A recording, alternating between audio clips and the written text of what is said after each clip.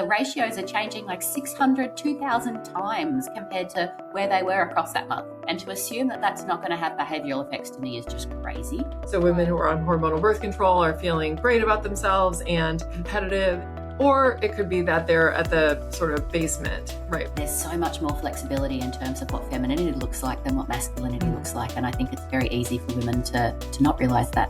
People who are assigned to a low income environment want partners who have more financial security and partners who have better jobs.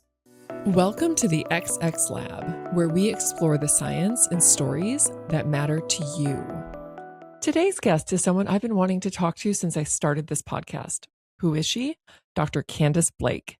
Dr. Khandis Blake is a senior lecturer in psychology at the University of Melbourne, whose research examines status, attraction, social climbing, gender relations, and the often subtle ways that people compete for resources, relationships, and influence. Her work tackles questions that many of us have wondered about, but few scientists have been willing to ask.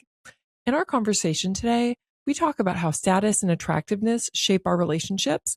We talk about whether wealthy women still want to date powerful men. And we go over the results of her cross-cultural study of sexy selfies to better understand the motivation behind everyone's favorite picture type. In this conversation, we dive into the psychology of ambition, social status, female competition, sex hormones, and what decades of research can teach us about the hidden forces shaping our interactions with one another. If you've ever wondered why some women are celebrated while others are criticized for the very same behaviors, or why navigating female social dynamics can sometimes feel complicated, this episode is for you. I'm Dr. Sarah Hill. This is the XX Lab. Let's get started. Dr. Khandis Blake, welcome to the XX Lab.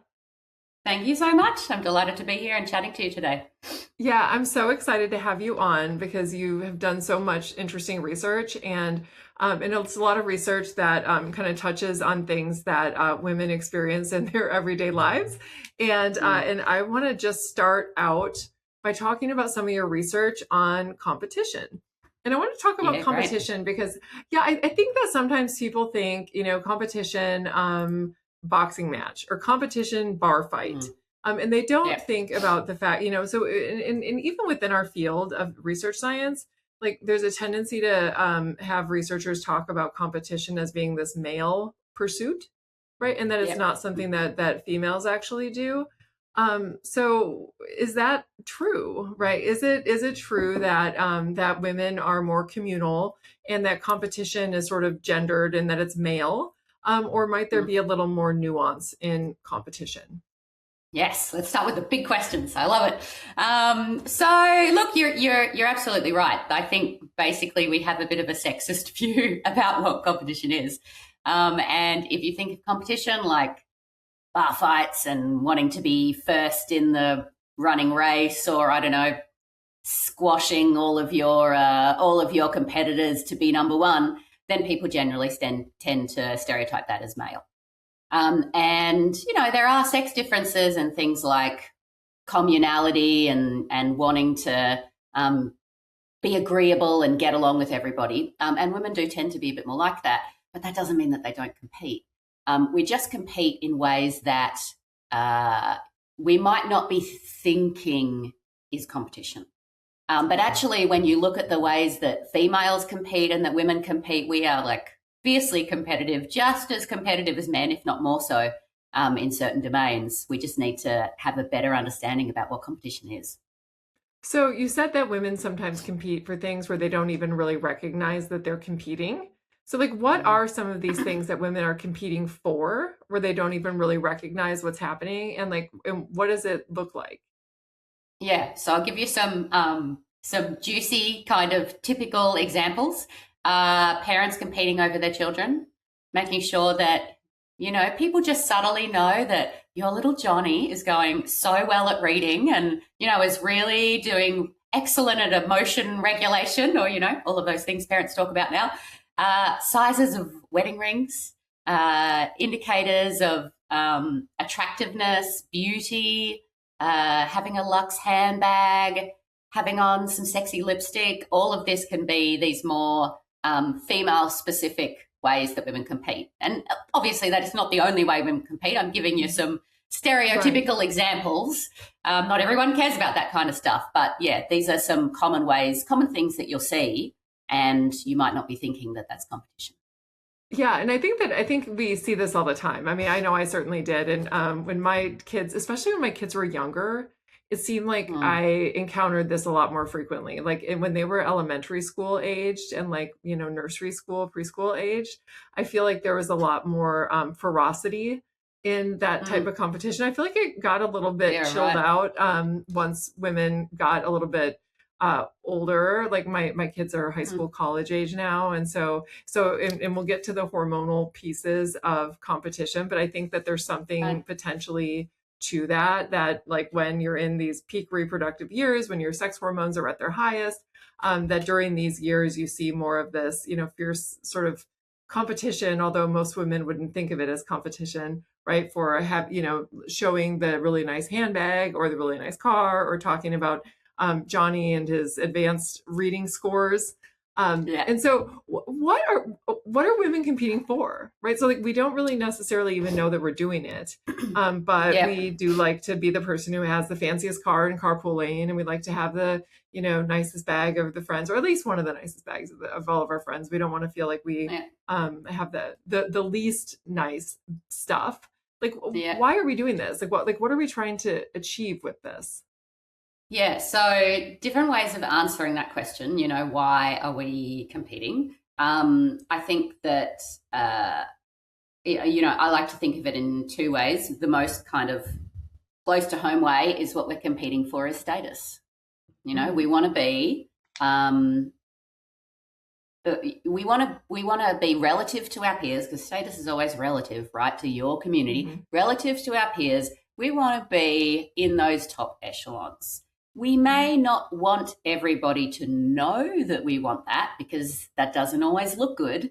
But if people were to say, just be left with the impression, and us not having to potentially say it outwardly, but for people just to know that we're kind of right up there and well regarded socially, and that we are well desired as romantic partners, that we're well desired as a friend, we're well desired as an ally, that we can, that there are benefits to having social relationships with us. That's the kind of stuff that I mean when I say status. I think that ultimately we are competing for that. So what is status by us? Right. So, I mean, because what you're saying totally makes sense to me, right? Like, we are competing for status. And I think that even those of us who don't think that they're outwardly, like, actively trying to compete for status, if they sit and look at their behaviors and think about things that they've done, or purchases that they've made, or, things that they've said, they can kind of nod and say, I've probably done that from time to time. Like, ultimately, what are the benefits of having status? Why? Why do we want that? Yeah, why do we care so much about that? Right. So, look, I like to take a kind of big picture view of this, because there are many different ways of answering that question. Some people might say, oh, well, we're socialized to care about status because, of our history. Some people might say, not everybody is interested in status. This is a cultural thing. I would say that everybody is interested in status. I would disagree with that view.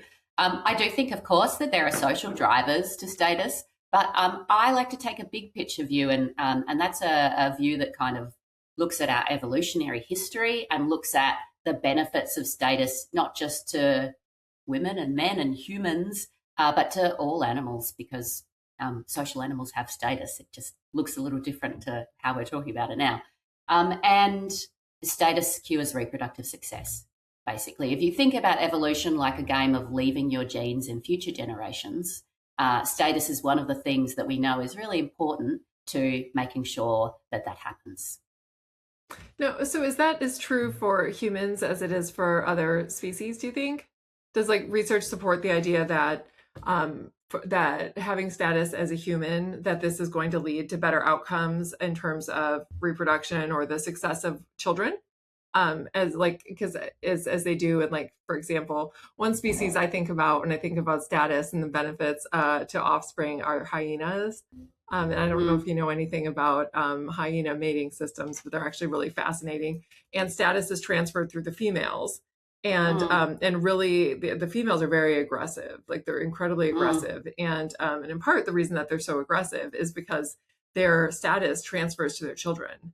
And for those that have low status children, they tend to eat at the carcass last, so they're more likely to die because they scavenge off these carcasses. Yeah, they get the worst food. Yeah, Totally. Yeah, and so they don't get as much food, et cetera, et cetera. And so with humans, I'm presuming that this is also true then.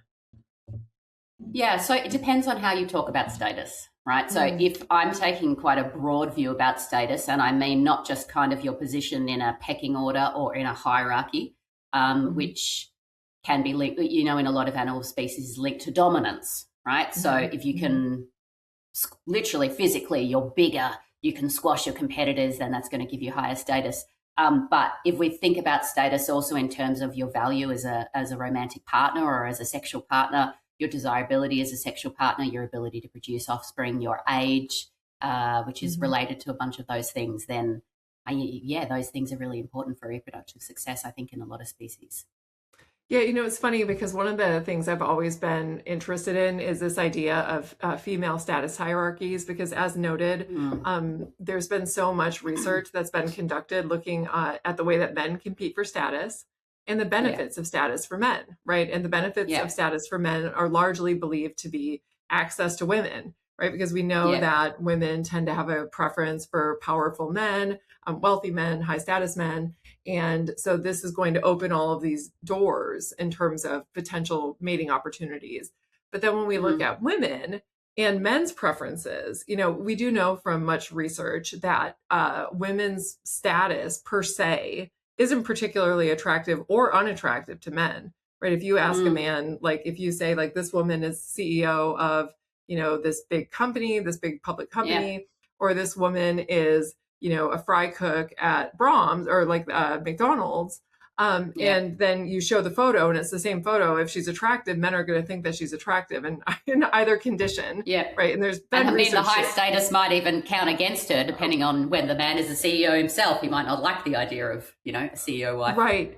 Yeah, right. Exactly. And so, we when we look at female status and like what it actually buys you, it doesn't seem to be buying women the same types of advantage when it comes to like romantic partner choice, right? And as you noted, it might even like detract, because for every, unit of increased education and their own status, women's mating pool oftentimes shrinks, for the reasons that you noted. And that's that not all men want to be with a woman who's got more status of their own. And of course, then there's women's side of things, where women oftentimes, although your research suggests there's some wrinkles to this that I'm excited to talk about, but that for women who have a lot of status, that they also don't want to necessarily mate down. Right. And so for women, like being high status in a lot of ways seems like it comes at a greater cost in some ways, right? Where it's like, well, I've just shrunk my pool of mates. So I've not only have I not made myself more attractive, I potentially cut off partners that would potentially be available to me. And so then what are the benefits?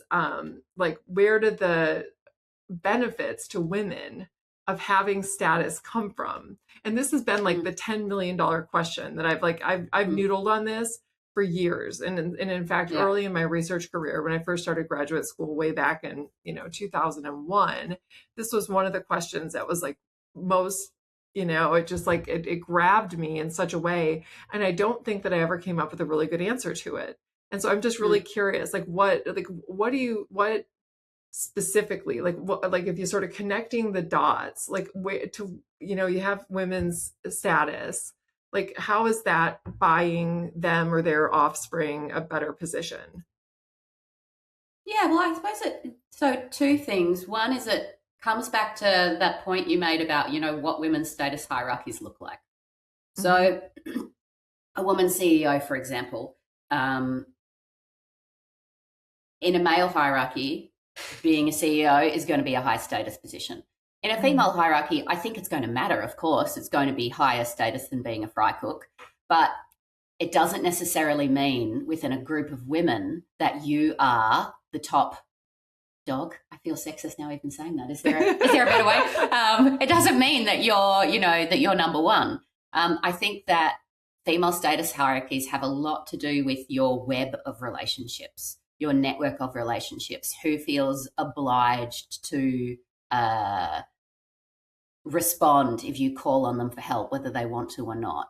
And those kinds of webs are not always about wealth, but about the power that you have in the background, and the power of those social relationships. So look, so I think that's one thing, as we need to, caution and be aware of, that female status is not necessarily the same as these male typical definitions.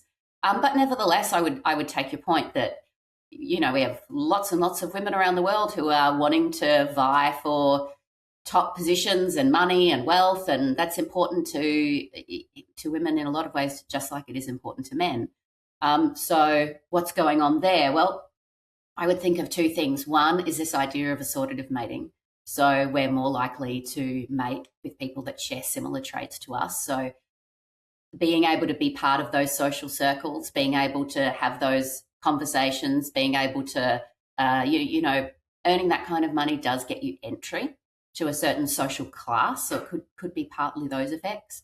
And then, maybe it's not all about mating and evolution. And then we've got the other kind of social drivers or cultural drivers as well, that this is what we're socialized to believe, that this is what success looks like. And a lot of people are happy with that idea and then act in a way in accordance with that.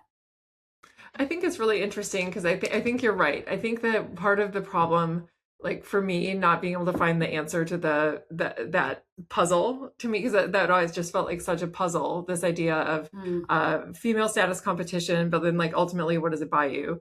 And that part of my problem was probably that I was defining status in a very male sort of a male centric way, right? It's hard not to, right?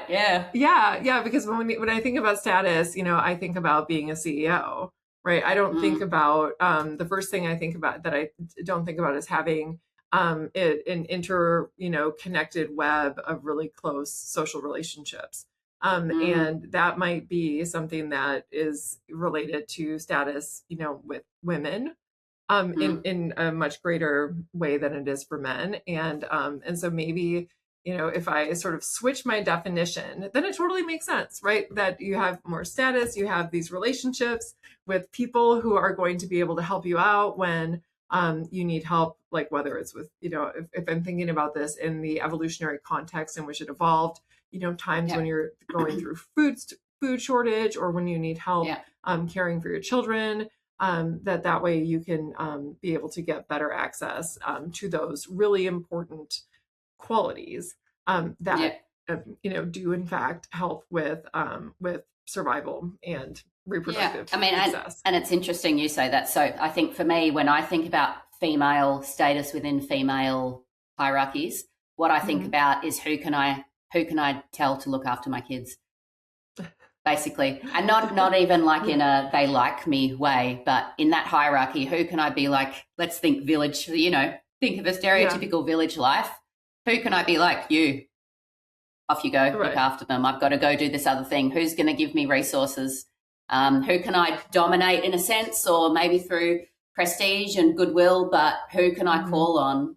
And if I can call on lots of people and they're going to, they're going to give me what I want in terms of childcare, in terms of resources, in terms of prioritizing what I want, then that to me is high status. Yeah, I think that another way that women compete for status that isn't really talked about too loudly, but I think that women do it, and your research seems to support that this is in fact the case, is through beautification. And that women will try to, give the appearance of being physically attractive as a way to get status from men. Because of course you can garner favor from men by being physically attractive. We know that men tend to prioritize cues to physical attractiveness and physical attractiveness itself in their choice of partners, and that they also tend to just like women who are physically attractive, even if they're not actively choosing them as a mate, right? But choosing them as a work partner or otherwise, just because men really seem to be drawn to beauty. And so one of the ways that, so one of the ways that women tend to compete is by way of physical attractiveness or get access to status. And I wanted to use this as an opportunity to talk about some of your really cool research looking at sexy selfies.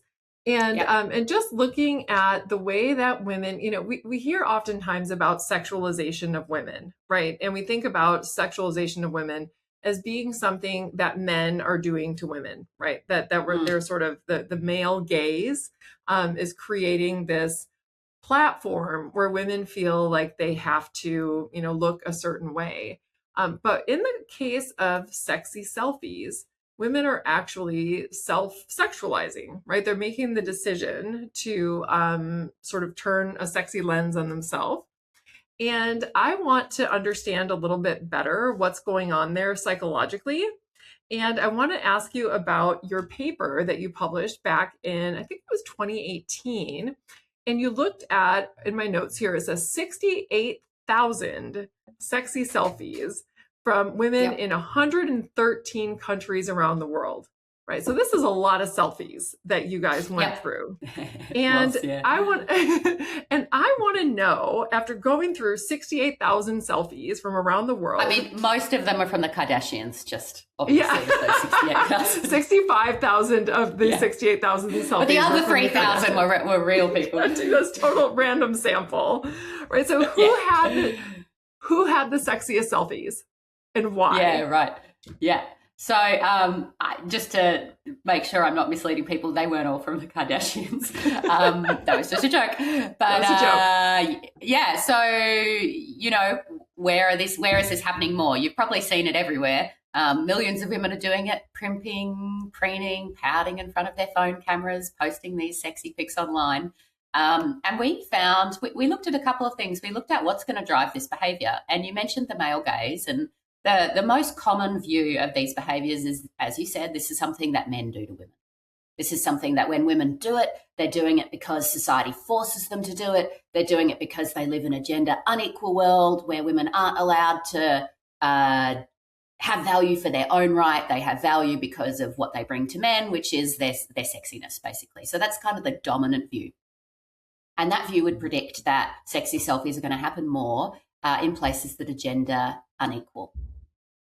And the alternate view, which is the one we were testing and kind of hypothesized, was that, there's something more to this behavior. It's not just about women trying to satisfy men. There's actually something intensely competitive about this for women's relationship also with other women. And one of the reasons that I kind of came up with this hypothesis was I particularly remember in my early 20s having times where I would go out with my female friends and not having chosen not to wear my sexy clothes or put too much makeup on. I just wasn't in the mood that day. Some days I'm in the mood. I like to get dressed up. Some days I can't be asked. I don't want to. And I remember choosing to do that a few times when I was in my 20s and experiencing this loss of status competition. The guys didn't care what I was wearing, basically. They were kind of like, oh, there's a chick, she's willing to talk to me, right? But the women were kind of bitchy and catty and would give you these looks I've one-upped you. And so my personal experiences throughout that time was okay, I have been underestimating how much me engaging in these behaviors is a competitive relationship with other women, right? Partly we're doing it for other women. One thing that I have also noticed is women do dress up for each other. I remember when early on when I was in that phase of my life when I was going to a wedding or a baby shower, every weekend because all my friends were getting married and having babies. Yeah, going through that stage. Yeah. Whenever I was going to one of these baby showers or whatever one of these pre-wedding parties are, where it's just girls, a bachelorette party, they call it, or it's kind of like a female version of a stag party in the UK or in Australia. And I would look good. I would look better than I would on date night. And I remember my husband was what is up with that? Why do you look so put together for that? And then on date night, you're in sweatpants and a t-shirt. And I didn't have a good answer for him. And so you're saying status competition. Yeah, so we're partly doing this for other women. And I think it's not just 80% men, 20% women. I think it's a big proportion of what drives this is status competition with other women. And if that is the case, what you should see is that environments where we know that status competition is rife, like environments that stoke those status concerns, should have more sexy selfies. And social psychological research has shown that one of the key characteristics of those environments that really make people worried about where they sit is economic inequality. So the prediction was that we should see that sexy selfies occur more in economically unequal environments. And indeed, what we did was we tracked all those social media posts, and we looked at who was posting more in what countries or even what cities in the US. So we did a cross-national analysis and then an analysis within the US too. And what we found was that it was happening way more in places that were economically unequal. We followed this up with two things. One was a test of whether we also saw it in spending in beauty salons and hair salons. And we find the same pattern of effects there, which relates to some of the work I know that you've done, looking at the lipstick effect and looking at, women's desire to purchase beauty products and use those beauty products as a kind of signal within economically unequal environments. And then we also looked experimentally and found that this was primarily about status anxiety. Women were worried about where they were sitting in the social hierarchy in these economically unequal places. And they were engaging in sexualization, posting photos, buying more lipstick, getting their hair done as a result. So do you think ultimately that it was about status for the sake of status, or do you think that it's about status for the sake of potential partner attraction? Because as you noted, I did a study it was published in 2012. That was the lipstick effect paper, right? And essentially it was looking at economic recession, so times when economics do become more unequal and competition for resources becomes more scarce. And ultimately what we found, ultimately what we find in our work was that during these times when economic times are tough, that women have a heightened preference for buying beauty products, and in particular lipstick, sort of like the lipstick effect, which was found in the Great Depression. And then again, in the big housing crash we had back in 2008 in the US, we saw that cosmetic sales again went up. And ultimately what we found was that it seemed to be driven by women's desire to buy things that will make them attractive to potential partners. And that it also changed their beliefs about the extent to which men in the environment were going to have access to the kinds of resources that they were looking for in romantic partners. And so we found that ours had kind of an undercurrent of partner attraction. So women essentially trying to look attractive for prospective mates, knowing that the competition is going to be steeper now that the economy is in the toilet. Right. And we didn't, of course, think that women are sitting around and oh, heavens to Betsy, got to find me a man. But instead that unconsciously during times when things are tough and, the pool of available partners that's desirable is shrinking a little bit, that women may unconsciously increase their effort in things directed toward attracting partners. And so I'm wondering, with your sexy selfie study, do you think that ultimately, and I think when I think about why women post selfies, if I see women with a bunch of selfies on their social feed, I think they're looking for a partner.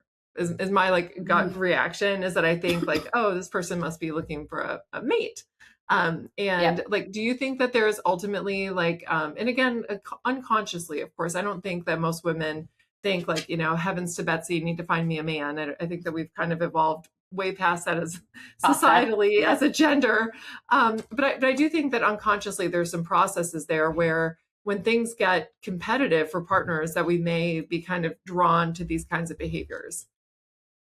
Yeah, I think you're right. In our work, we couldn't distinguish how much the status competition was about finding a mate versus, competing for other reasons.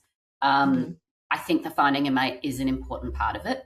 And to understand that, you need to people need to think about and understand, well, what does economic inequality do to a dating market, right? So when you've got economic inequality, what you have is a small group of people at the top of the distribution, right? And those people are usually men, because men tend to earn more than women. Even in the most gender progressive places, it's going to be men who are at the top of that distribution. Men also tend to be at the bottom of the distribution. But where you have economic inequality, what that means is you've got this environment that if women happen to attract one of those men, there are potentially quite large rewards for that. I mean, that could be your ticket, right? That's the big prize. So in these economically unequal environments, or in these other, it may not be necessarily the inequality, but also those other cues that are indicating that if you happen to secure a man at the top of the distribution, then you're in a really good position relative to others. That's going to incentivize behaviors that will put you in the best position to attract that kind of man. But that's not the only reasons why status is going to be important in these economically unequal places. I mean, we might like to pretend that we don't live in this kind of society, but beauty pays, beauty sells. You know, you mentioned some of those effects before, but we know that people who are more physically attractive, they are perceived to be better people, even though that's not necessarily true. We have that perception, this halo effect, that they're better in lots of other ways. They're more likely to receive promotions. People even remember their faces more. So it has all of these kinds of social effects that we might like to think we've transcended. But in reality, these cognitive processes are, so subconscious. You have to work really hard not to see someone who's attractive and have this kind of more positive thought about them. So, it's not just about mates. There's benefits to being attractive in all sorts of ways, and not just socially, but also financially. You can make big bucks from a good, sexy selfie. If you want to go down that path, we joked about the Kardashians before, but you want to talk about someone who's capitalized on their attractiveness to make millions. Kim Kardashian is a really good example, and probably so are the other sisters. But I'm not cool enough with pop culture to remember all of their names. But there's big benefits. So it's not just men, also economic and social benefits to beauty. Yeah, no, for sure. I think that's a really good point, is that it's like in a lot of ways for a woman. And again, as you said, like I would love to say that we have moved past this culturally, like as a species, where women are no longer getting these big benefits or huge costs for not investing in beauty. Right. But alas, that's where we are, is that there are a lot of benefits that come particularly to women for being physically attractive. And so in a lot of ways, investment in physical attractiveness is good business sense. And, it's funny because I actually had a conversation with a man who was saying something about somebody who had a relatively low paying job, and how she was, spending all of this money doing things like getting manicures. And I was like, you're being really judgmental about something that's actually really good business sense for a woman.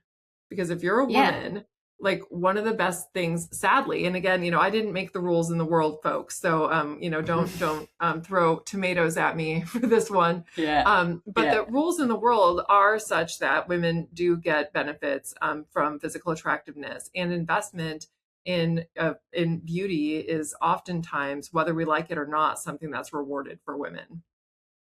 Yeah, look, that's exactly right. I would completely agree with that. And I would add that, when you do see a woman doing this, it's easy to kind of think of her as some kind of vacuous, narcissistic victim of the patriarchy. I think it's far more complicated. Attractiveness is a very strategic game. And you can choose to opt out, right? But there's costs to doing that as well. And it's also not so simple as just always making sure that you're the most beautiful in the room, because that can get the wrath of other women as well, and negative repercussions and backlash against that as well. So it really does require a lot of thought, a lot of money, and a lot of investment. And I personally think there should be tax breaks for this, but I have a feeling that the governments are not going to go for it. But I resent the amount of money women have to spend on beauty. I'm like, this is ridiculous. Yeah, so just another reason why in the U.S. we need a female president, because it's time to get some tax breaks for Botox. I'll be the first one to sign up for that bill. Agreed.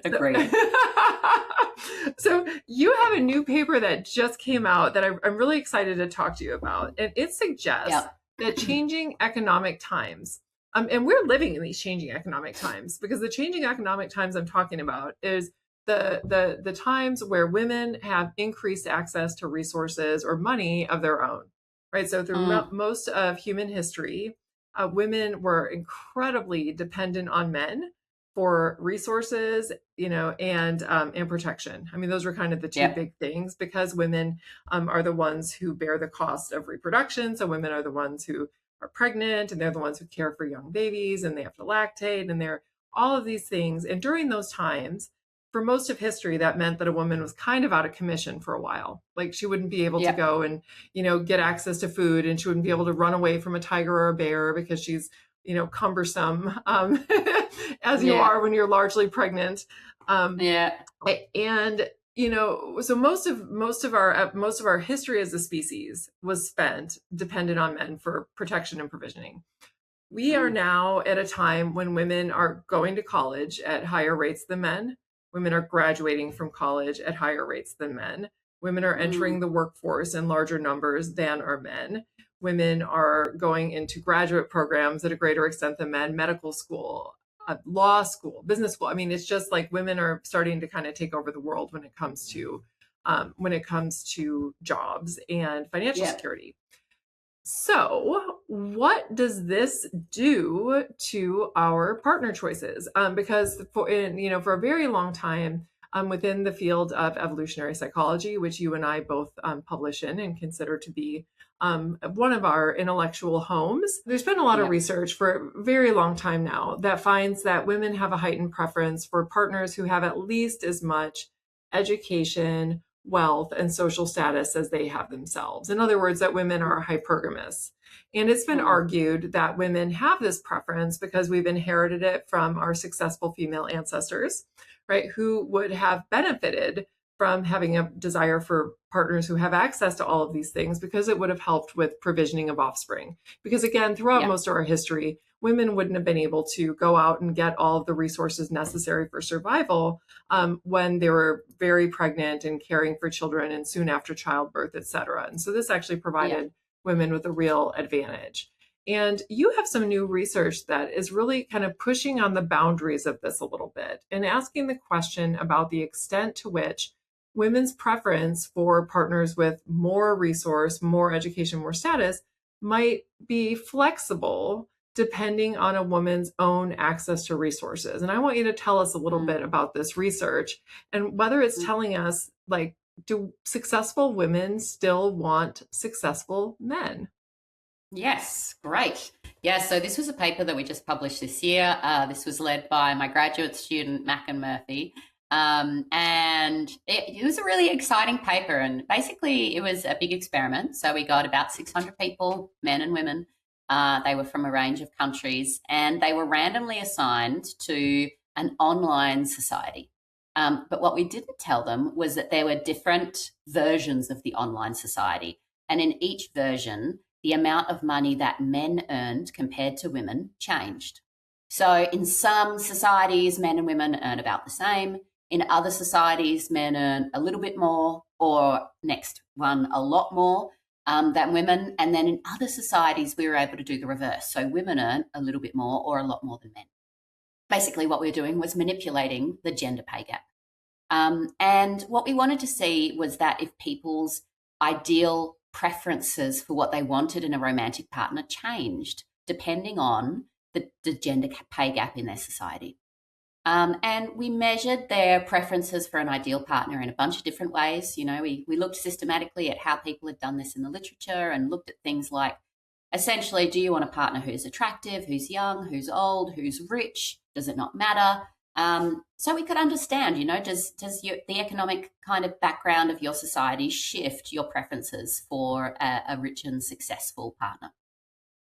And it was really surprising, given what you've said about hypergamy, because I'm very much, you've summarized that literature perfectly, and that's all the work that I've understood hypergamy to be about as well, is that women, you know, want to marry up. But what we found is that these preferences are really strategically flexible. They're not set in stone.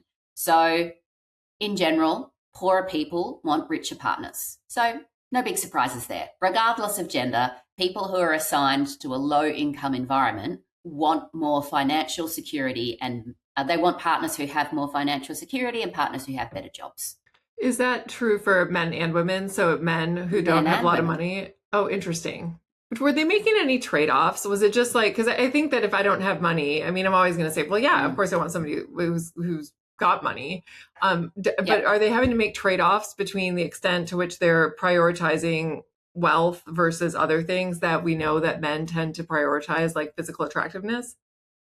Yeah, so there wasn't a trade-off in terms of those other behaviors. So even though preferences for money shifted, men still prioritized beauty more than women did, and women still preferred slightly older partners. So beauty and age are these two preferences that vary in that sex typical way. So we still found the preferences for those traits stayed the same.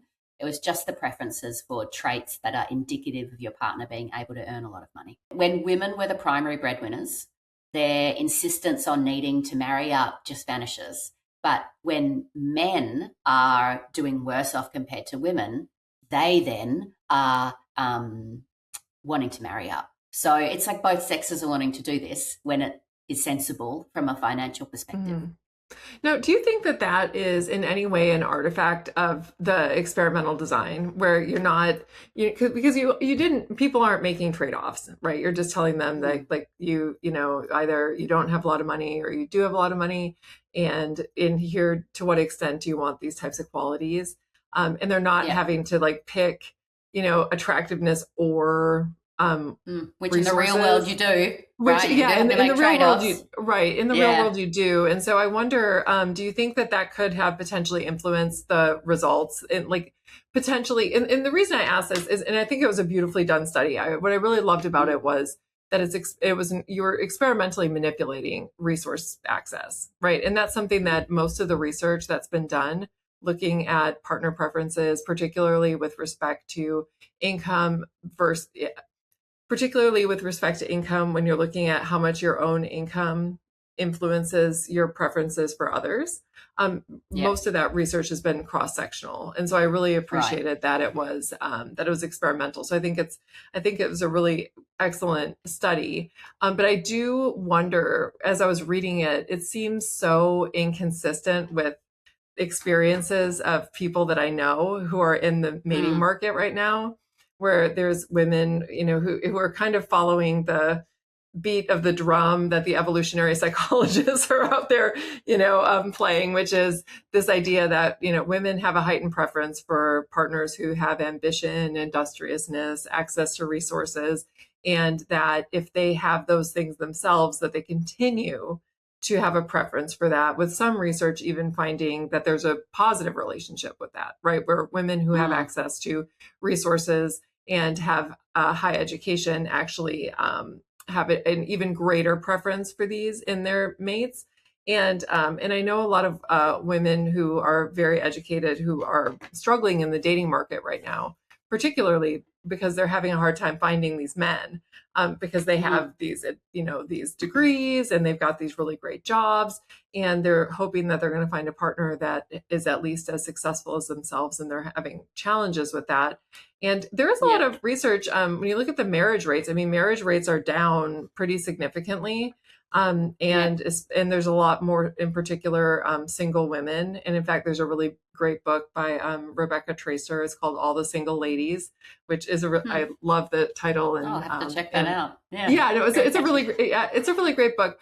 So and it's just and for women, I encourage you to read it. I just think it's really interesting. But I think that I'm just curious, like how do you circle the square? Like what do you think is what are the conditions in which income and education, and maybe it's that the things matter differently, right? So maybe it's income doesn't actually matter that much, but ambition does, right? Or income doesn't matter that much, but education does. What do you think maybe is responsible for some of the nuances of this that can account for the fact that what you found in your research, which I think it was such a nicely done study, doesn't always square with women's experiences. People's experience. Yeah, I get what you're saying. And I mean, I think that's one of the things that motivated the study was this kind of cultural concern of that if women keep on having these preferences, then they're going to basically not have a chance on the mating market, right? Because they're not going to adapt their preferences. So I think there's a couple of things we need to keep in mind. You're right that we weren't able to, to some extent, this is not very ecologically valid. In the real world, you do have to make trade-offs. We weren't able to model that in our outcome at all. But the other thing I think what can we take away from the study? Well, we can take away that if you're just able to look at income preferences in these economic environments, that for all intents and purposes, if you're worse off economically than the other members of your gender, that you are going to want a more economically secure partner. And that's going to happen regardless of whether you're male and female. So that's going to happen in the moment when you're in that situation. But I think, and I hadn't thought about this until you mentioned what you said, that, one of the things that I think women need to be thinking about is forecasting, right? So if you are forecasting that, well, yeah, but at some point I'm going to be out of the labour market because I'm going to be having babies and, needing to have someone who can support me there, then of course those preferences for high income may be pretty sticky, even if you do earn enough money yourself, because you've got that uncertainty. So I could see that could be a case. But I think there's also and I don't know of any research on this. This is just what I've seemed to have noticed, is there seems to be an adjustment of mating standards, and whether people adjust or not is an individual difference thing. So some people choose not to, and then some people also remain single.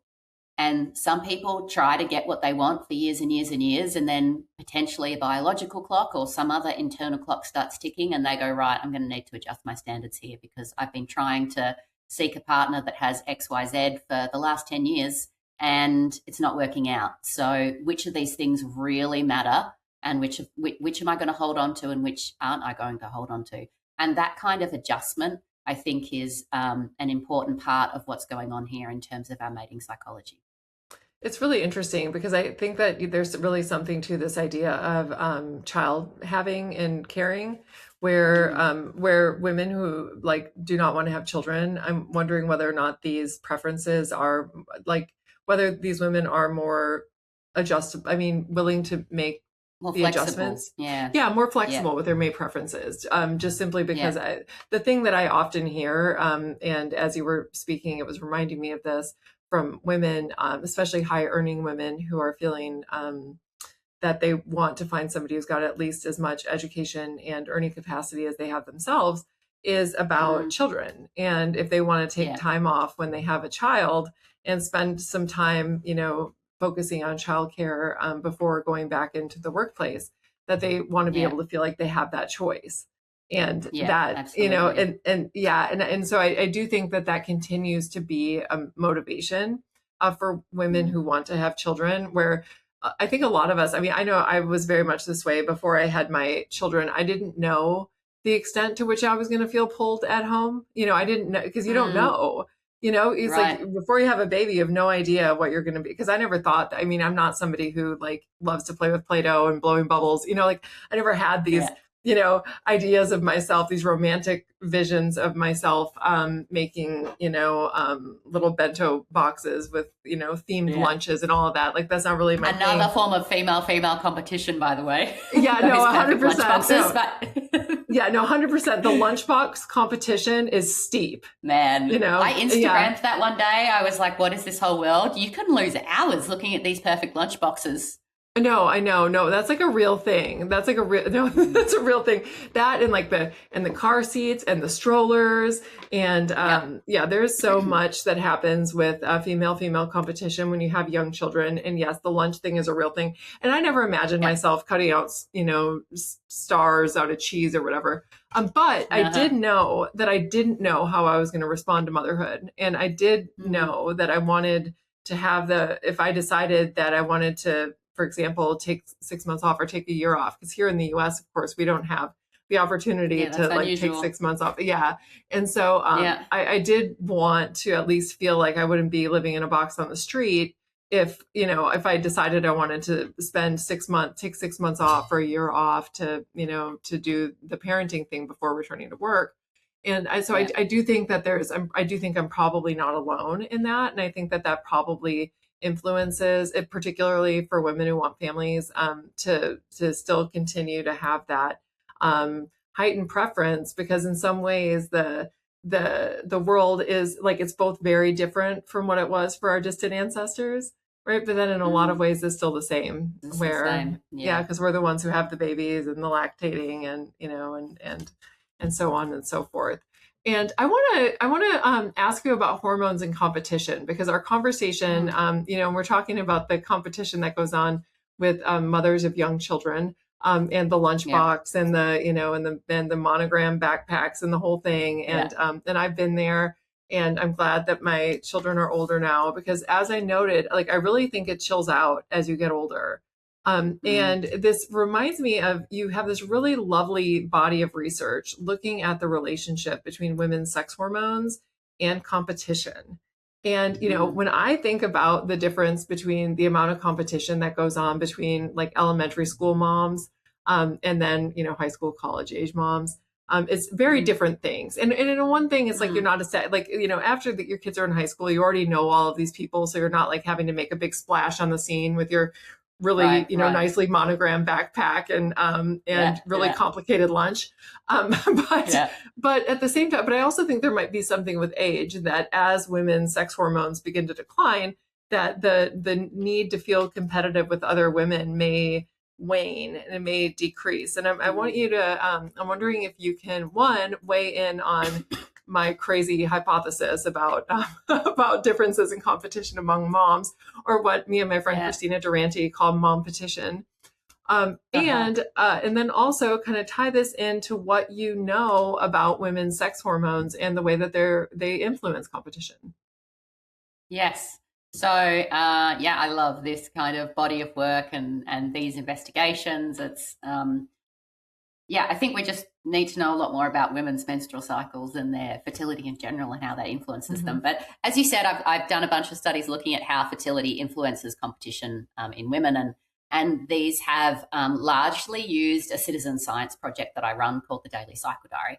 And in this study, we have, I think we have something like 2,500 women now, something like that. And 25,000 observations from about 25 countries around the world. And what we do is we look at how things like assertiveness, competitiveness, confidence, and even some personality traits, how they change across the menstrual cycle. And do those changes across the cycle correspond to variation in sex hormones at particular times of the cycle?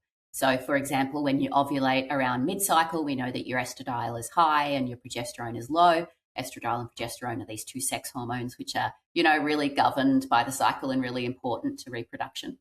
And we find that particularly around that mid-cycle ovulatory phase, women experience this kind of fertility boost to their confidence, to their assertiveness, to their agency, their willingness to kind of go and achieve their goals. They also just feel better, their well-being is higher, they're overall more happier, less irritable. So, there's this kind of mid-cycle peak in these behaviors. And one of the interesting and perhaps to some extent concerning things we find is that hormonal birth control acts as a flattener for these. So, when you're on hormonal birth control, by virtue of how hormonal birth control works, what it's doing is it's changing those natural rhythms, because those natural rhythms are the things that are going to get you pregnant. So hormonal birth control is, mostly flattening those out. And because of that, what you see is that these natural cycles of peaks to confidence and peaks to agency and peaks to competitiveness don't happen for hormonal birth control users. So for a woman who's naturally cycling, as you noted, you get this waxing and waning of their two primary sex hormones, right? With estrogen peaking right near ovulation, as you were saying, mid-cycle. And then during this time, you get these really beautiful increases in sort of agency and just feeling good about yourself and feeling confident and being able to go out and compete in the world. And then for women who are on hormonal birth control who don't ovulate, right, whose hormones are kept relatively flat, that you don't find those peaks. I'm curious about where they fall, though, because one way that they could be flatlined is that they just feel fabulous all the time, right? So women who are on hormonal birth control are feeling great about themselves and competitive and like ready to go out and take the bull by the horns and watch out world. Or it could be that they're at the sort of basement, right, where they're more at the lower end of the curve. Where do they fall on these types of qualities? Okay, so for the things like agency and competitiveness, hormonal birth control users fall lower on average. Okay. So women on the pill have a lower competitive drive. They have a lower interest in competition. So it's not just that they don't experience the fluctuations, just as a group compared to naturally cycling women, they have less competitiveness in general. A caveat to that is, these aren't massive effect sizes. So whenever I talk about this, I always worry that people are going to get really alarmed and go, oh my God, we need to get rid of the pill. Women will be better off if they don't have access to birth control. And no, not what I'm saying. Birth control, very important. And also I would say very important for women's agency, being able to have control over your reproduction. But nevertheless, we do see that there is this drop in the desire to compete and being interested in competition on hormonal birth control. Even if that drops small, I still think it's meaningful. Yeah, and as you noted, I mean, there's no bigger way to take away a woman's agency than to give her an unplanned pregnancy that she doesn't have any capacity to manage. So, I think we are on the same page. We totally agree. Hormonal birth control is important, and when we talk about these different types of psychological and behavioral effects that you get with hormonal birth control, it's always important that you take it in the larger picture, of which you consider the trade-offs and costs and benefits. And of course, there's a lot of really important benefits that come from hormonal birth control, including the fact that it will prevent an unwanted pregnancy. But this being said, for a woman who has an alternative way of preventing pregnancy that is not hormonal, I want you to think about like a woman, because you said that these effect sizes are pretty small. But I want you to imagine like a competitive athlete, right? So here's a woman who's like a competitive cyclist or a competitive swimmer, and she's looking for a fractional increase advantage on her. 0.5% matters. Yes, 0.5% matters. And so for a woman who does some sort of a competitive sport or a competitive musician or a competitive singer, like whatever it is, do you think that they should at least think about whether hormonal birth control makes sense or not, depending on what their competitive goals are, if they have an alternative way to protect themselves from pregnancy? Yeah, interesting question. So it depends the reasons why they're on the pill. So if they're just on the pill for the pregnancy, then I would probably say maybe try and investigate some other options just so you can experience them. And maybe you find that experiencing them, makes no difference to you at all. Fine, then, that's okay. People will react differently. But I do think it's worthwhile trying to engage in that pursuit of self-knowledge if you're in that position. But if you're on the pill for, I don't know, let's say you're on the pill because you get really terrible acne and the pill manages that, then if these alternative birth control methods are going to inflame your acne or inflame some other issue that you deal with, then the overall net benefit might be better to stay on the pill. So I think you've got to take into account all the motivators that women have for being on the pill and then judge that against the alternatives. But if it's just a case of all the alternatives are likely, my body will probably respond fine to other options, I would probably try other things. I really would. I'd just give it a go, do it for 6 months or so and see, do you experience any difference or not? Yeah, I think that's really great. I think that's really great advice. Like, do you think is there differences in, because I remembered some of I've already forgotten a few of the things that you said. So you said that competition changes, confidence changes across the cycle. Did you also find status driving? Have you looked at that? Does that change across the menstrual cycle? Yes, we did. So we looked at, so there are two kind of ways that people look at status driving. One is this idea of, and we were kind of hinting at this before when we were talking about, are we talking about status in terms of I'm at the top of the hierarchy and I can step all over the people below me like I'm dominant? That's one way that psychologists talk about status. And then this other way we talk about status is to do with prestige. So this is like being respected, being well thought of, being able to achieve the same outcomes because people want to give you what you need because they have this heightened respect for you. So that's the more prestige pathway. And we had a look at whether fertility affects women's status striving, in particular through this more dominant route or through this prestige respect-based route. And we found the significant effect where women are at their most fertile, they're seeking status through prestige, but not necessarily through dominance or intimidation. So what is that telling us? Well, it's telling us that when women are fertile, they want to be admired for their skills and their competence, right? They don't necessarily want to intimidate others. They don't necessarily want to be seen as aggressive, which I think is, a fairly smart strategy. So we know that the prestige pathway to success is the better pathway. If you can opt to do it, it's better than the dominance pathway. People they don't like dominant individuals. But yeah, so we see that fertility really affects this. That's so interesting. And so then presumably we would find that to also be lower in hormonal birth control users, right? So I don't think you've studied that specifically, but given just the mechanisms, if you're hypothesizing, I'm assuming that you're or at least hypothesizing that the changes that are happening near high fertility are the result of the changing. Are changing as a result of estradiol or estrogen peaking, and that this is something that's related to prestige seeking, and that then you would get, again, lower levels of that in women who are on hormonal birth control also, which, and also potentially in women who are perimenopausal or going through menopause, right? Because again, if we're hypothesizing that the prediction is that you get these types of changes as a result of high levels of estrogen, that as these hormones begin to decline, that you might also begin to see a decrease there. Yeah, I'm less certain about the life cycle changes and how going through perimenopause will influence these outcomes. I'd love to investigate it. I think you probably know a bunch more about me, much more than me that I do about this. But my understanding of hormones in perimenopause is that they can just be all over the place, right? When people look at estradiol and progesterone, they often can work in tandem. So it's not just about one being high, it's also about what the other hormone is doing. And there are physiological reasons for this as well. So I think it's going to depend on the balance of what your hormones are actually doing.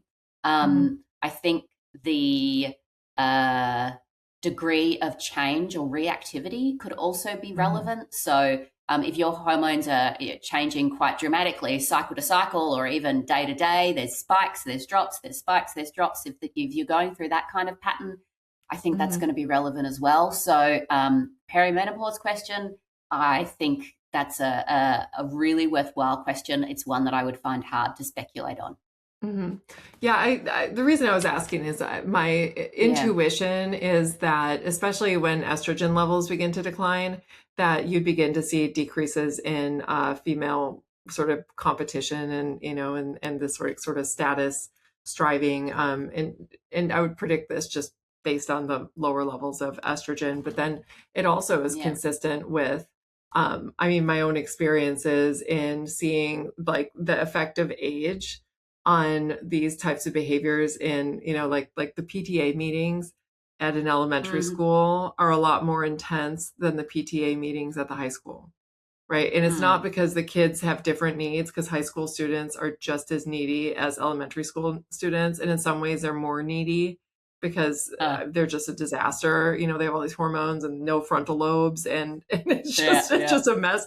And so, I think that, just based on my own observations, and this isn't even necessarily women who are in menopause, it's just women whose hormone levels are declining because, we're all aging. And I've also heard from women who are going through and are all on the other side of menopause, how freeing it is to not feel competitive the way that they used to, which I think is so interesting. And I think that's really interesting to think about that in terms of what it tells us about the role of women's ovarian hormones in terms of this competitiveness that sometimes sort of bubbles up to the surface in relationships between women. And so I think that there's, as you noted, I mean, there's still a lot to be learned about this. And I think that there's something really to it. And I do think that as we begin thinking about some of the reframing of menopause, because there's so much conversation around it now, and trying to better understand this time in women's life, is understanding what some of the benefits are of being on the other side of fertility, because I think that so many women do mourn that as a loss. And if we can understand some of the benefits that come from that, including, less of the feeling the need to cut cheese into little stars, to go in your child's lunchbox, and not feeling like you need to, be dressed to the nines when you go out with your girlfriends for wine. That there's some real benefits to being able to turn the dial down a little bit. Yeah, look, I'm with you. I think I agree that there's definitely these benefits to not feeling like you have to compete all the time, and competition is exhausting, right? Like It is. you're judging people, you're kind of reading the room, you're figuring out how to position yourself in the hierarchy, that maybe not too high, but definitely not too low. Like, all of this takes up so much mental energy, not to mention, as we discussed, money and time. And I do think that the psychology of those post-reproductive years is really relevant and really important. I'm less resolved on how the hormones affect that psychology. It's plausible, like you've mentioned. I mean, nothing you've said is to me on face value implausible at all. But it's also one of those tricky ones of, how do you separate the post-reproductive part from the hormone part? I mean, obviously you could try to do that experimentally to some degree, or quasi-experimentally. But yeah, I think that one of the things that I'm left with is this perplexing kind of thought about, well, do we ever stop status competition? And from the things you've mentioned, it's like, to some extent people say that, well, they're not competing in that way. But my kind of intuitions about human nature is that status is always relevant and always something that we fundamentally care about. We might just shift what that status looks like.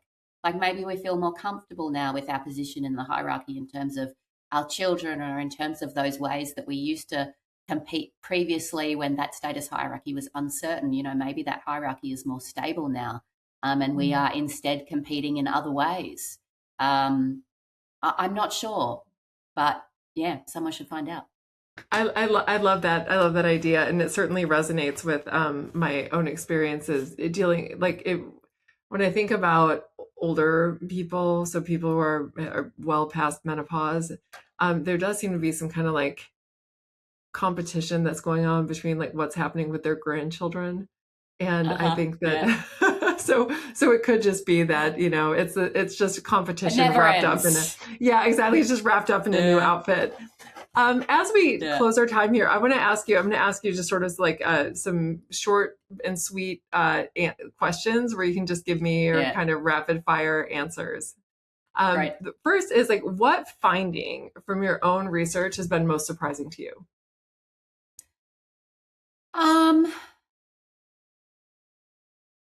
I think I think that hypergamy one that we talked about, the Mackens Murphy's paper on mate preferences adjusting in the same way for both sexes, really surprised me. That wasn't what I would have predicted. It was interesting how we kind of had to make sense of that and challenge our own perceptions, because this is what science does. You may not find what you expect, and then you need to look at that objectively. So I think that one really surprised me, and it made me a bit more optimistic, I suppose, in terms of how I'd thought of things before. So yeah, that one was a big surprise to me. I've got to say that it also made me feel optimistic, because I had been a little bit doom and gloom about, this, what David Buss sometimes calls the mating crisis, right? This idea that, women are finding themselves in a situation where they feel like they can't find a suitable partner. And so I felt hopeful after reading that paper as well. So that was nice. That was nice for all of us. What is something that, based on all, and this doesn't necessarily need to be on your firsthand research, but based on things that you have been exposed to through the research that you've read, in addition to the research that you've conducted yourself? What is something that you think that women misunderstand about men? Oh gosh, I think that women misunderstand, or yeah, I think that women or they just don't have a lot of access to um, all of the competing pressures that men deal with in terms of wanting to provide, wanting to do well, wanting to look good in front of other men, wanting to keep their partners happy. Like, I think that there is a world of pressure upon men. I think that men are quite burdened by restrictive and traditional views about what masculinity is and what it means. And even if they see that, there's not a lot of social or cultural room for them to have alternative expressions of masculinity. That's changing a little in the younger generations now. But I think that there's so much more flexibility in terms of what femininity looks like than what masculinity looks like, and I think it's very easy for women to not realize that. You know, it's really, I love that you said that, and I think that it's so true. And even you see this even in the most subtle, seemingly meaningless ways. So just to give you an example, like, it's okay if I name my daughter Charlie, right? I cannot name my son Susan, right? It is okay for my daughter to wear pants and skirts. It's not okay for my son to wear pants and skirts, right? So it's like the norms around femininity are so much more fluid and flexible, and around masculinity, it's like so narrow. And I think that women, I think, and you know, we want our partners to be communicative and share their emotional states. But then many times what happens with men when their partners do this is then their partners get anxious and upset because they're expecting and they're relying on their male partners to be stoic and strong and stable. And so, yeah, I mean, there's so many of these ways that I think men shoulder a lot more than we talk about culturally. And I think that was a really, I think that was a really great point. What belief about dating is widely accepted but wrong? So, like, what is something that we believe? And I guess maybe it's just about the women in the, like, not being able to find a mate now that they're getting, you know, good jobs and access to resources of their own. But do you have any other dating myths? One dating myth that I see is which I just think is completely wrong, is these conversations that women have it harder or men have it harder. Right? Like, people talk about dating and they're like, oh, well, women have it harder for all these reasons. And, you know, we've got to be beautiful and we've got to be kind, but we've also got to be agentic. And then, you know, we've got to have good jobs, but we've got to be good mothers. And then we've got to manage both. And, like, all of that is true, right? To some extent. It's not that those things are invalid, but men have a whole range of pressures on them as well. And so I think the argument in general that one sex has it harder is I just think it's completely wrong. I think both sexes have it hard. Right? Everyone's got it hard. We've just got it hard for different reasons. I completely agree with that. I think that's great. What's one thing you wish every woman knew about competition?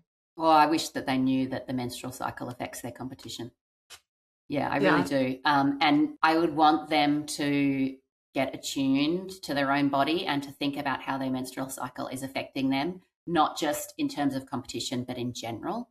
I think that, you know, the medical world has really socialized women to believe that they're not, that our psychology is not cyclical, that our health is not cyclical, that we are essentially female versions of men who don't have these cycles. But, you know, we do. Our reproductive years it's completely cyclical. And some of the hormones that we're talking about here are changing 600, the ratios are changing like 600, 2,000 times compared to where they were across that month. And to assume that that's not going to have behavioral effects, to me, is just crazy. The more and more research that is looking at women's cycles is telling us that they're affecting a range of different things. There's calls in the medical fields now to say that women's cycles, that women's health in general is actually cyclical. the patterns and symptoms of suffering, of not just mental illness, but just physical symptoms of all sorts of things are affected by the menstrual cycle.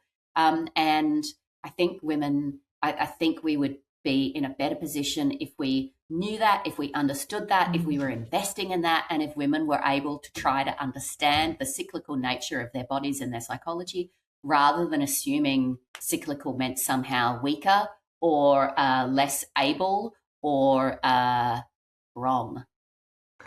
I love it. Preach. I think I love that. So if the last chapter of my new book, The Period Brain, is actually entitled something to the effect of the future of science is female and hormonal, or maybe it's sex differentiated and hormonal. But it's essentially this idea that we need to take that seriously. We need to take biological sex seriously when we're doing research and understand that the way that male bodies and female bodies respond to things is going to be different, and that women aren't just men that are smaller with some lady hormones, right? And that it like fundamentally changes the nature of the way that our bodies respond to everything, you know, ranging from our cardiovascular system to our immune system to our stress response system and so on and so forth. And so it's like there's differences like between the sexes in terms of the way that our bodies respond to things, but then also for a female body, that the way that the female body responds to things is very much hormonally mediated. And there's research now that shows that you get differences in, for example, the cardiovascular system across the menstrual cycle. You get differences in the respiratory system across the menstrual cycle. You get differences in the immune system and inflammatory profiles across the menstrual cycle.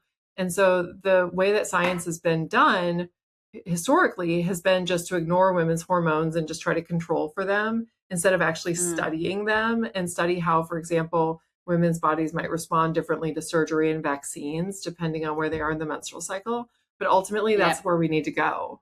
You know, we need to go in that place, because there's no way, I mean, knowing everything that I know, it's like, there's no way that it doesn't influence that. That it's not going to influence the way that you respond to a vaccine, or the way that you respond to surgery, or the way that you respond to medication, or the way you respond to PTSD therapy. I mean, all of these things are probably going to be influenced, and maybe even in clinically meaningful ways, depending on what's happening with the menstrual cycle. So I could not agree more. Completely with you. I can't wait to read the book. But yeah, I think it's just so critical to health in ways that we have really not been paying enough attention to, and I cannot wait for things to progress in that direction. Thank you so much, Khandis. This was just such a fun conversation, and I know that the listeners are absolutely going to enjoy it. Where can people find you and read your work and learn more about you? Yeah, so I'm at the University of Melbourne, which is in Melbourne, Australia. I have a webpage there which has my papers on it. Google Scholar is a really good one to find out the things that I'm publishing. And yeah, that's the best way. All right, excellent. Thank you so much for being here, and thanks everyone for listening. And that's it for today's episode of the XX Lab. If you want more, subscribe wherever you get your podcasts. And if you're enjoying the show, a rating or review helps other people find it. See you next episode.